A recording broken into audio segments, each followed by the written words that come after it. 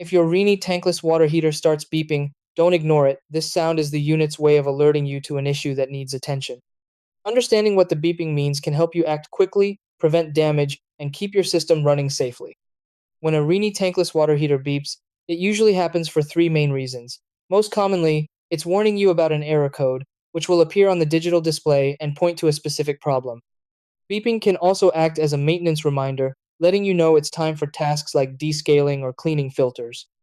In more serious cases, the beeping may signal a safety issue, such as overheating or gas related concerns, which should be addressed immediately. Your first step should always be to check the display for an error code, then confirm that gas and water supplies are on and that intake and exhaust vents are clear.